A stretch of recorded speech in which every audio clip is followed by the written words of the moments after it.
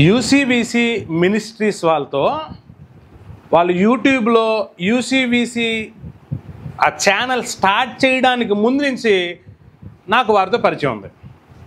వాళ్ళు ఏదైనా మీటింగ్స్ పెట్టుకుంటే నేను వాక్యం చెప్పడానికి 100% వాళ్ళ చర్చికి వెళ్తాను.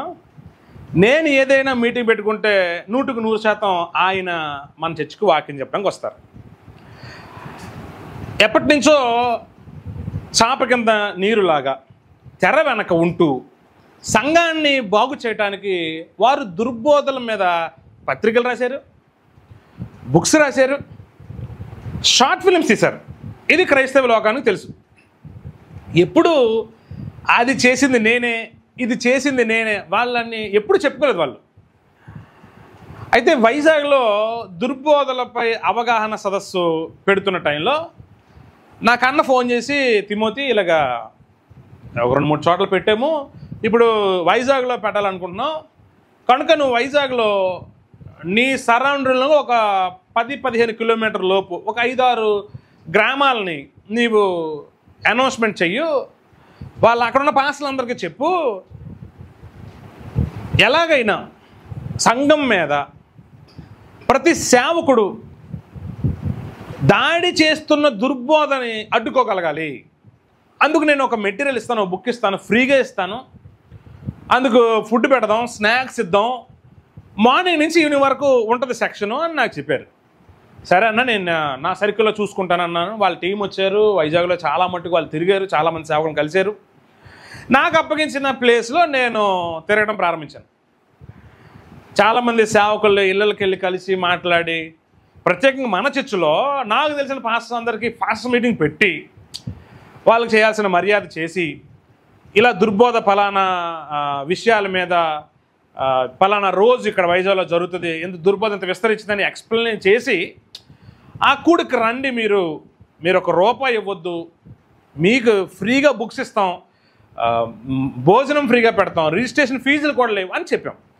చాలా మట్టుకు సేవకులు వచ్చారు. అయితే మన వైజాగ్లో ఒక పెద్ద సేవకుల మీటింగ్ కూడా జరిగింది.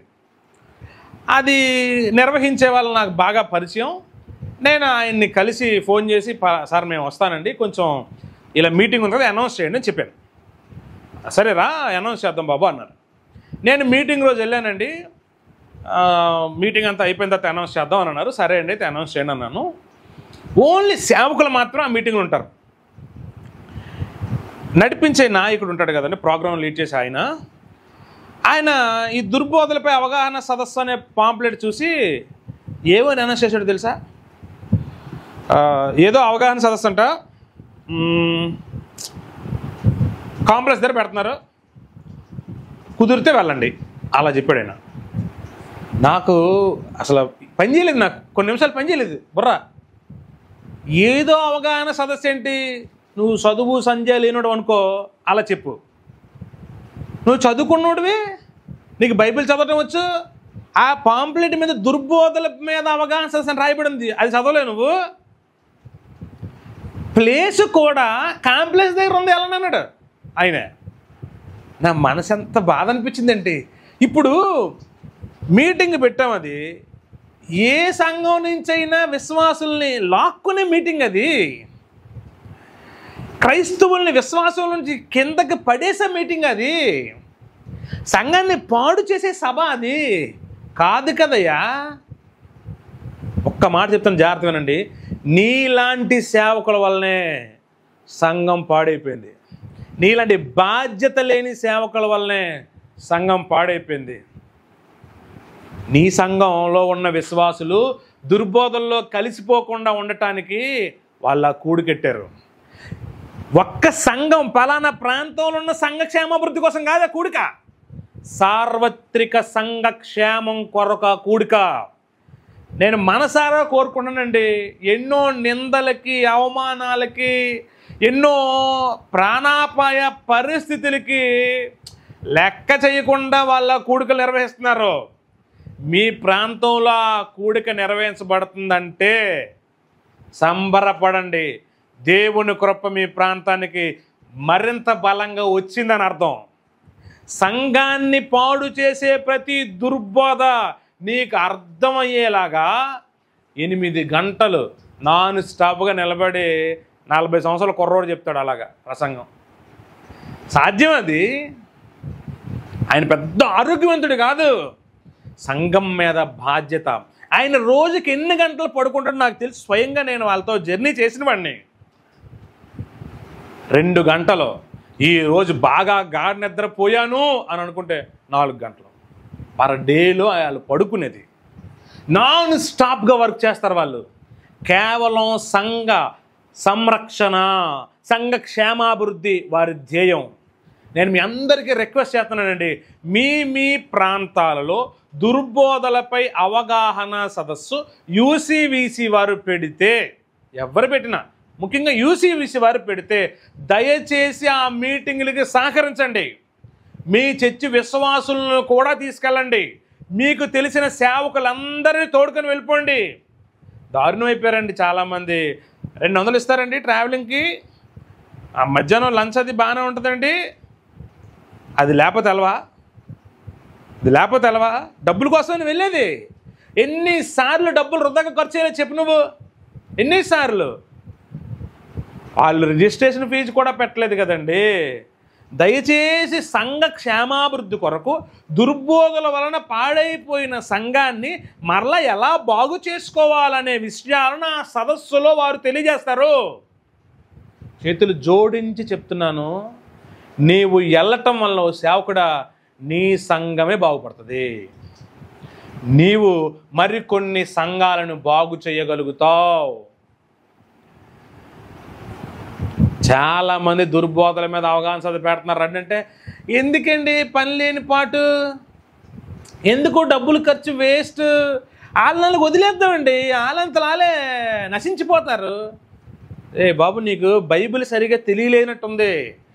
తీతుకు రాసిన పత్రిక 2వ అధ్యాయంలో రాయబడుతుంది, దుర్బోధను సంపూర్ణ అధికారంతో ఖండించండి అని.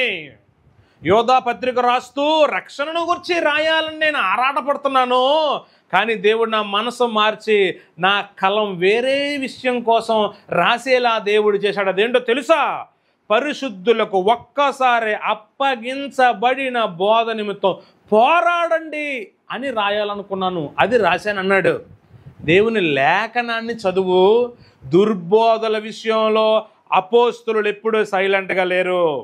ధర్మశాస్త్రాన్ని, యోధ ఆచారాలని కొత్త నిబంధన క్రైస్తవులు కూడా పాటించాలి, లేకపోతే రక్షణ లేదని వస్తే అపోస్తలుల కార్యం 15వ అధ్యాయంలో వారందరూ కలిసి దాని మీద పోరాటం చేశారు.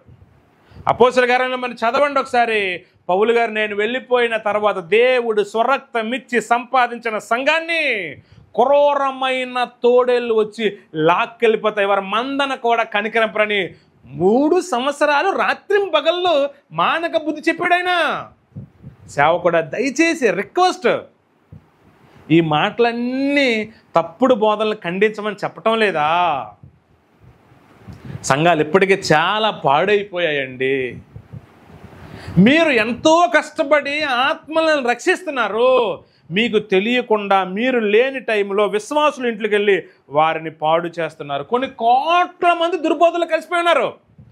దానికి కారణం మన బాధ్యత రాహిత్యమే.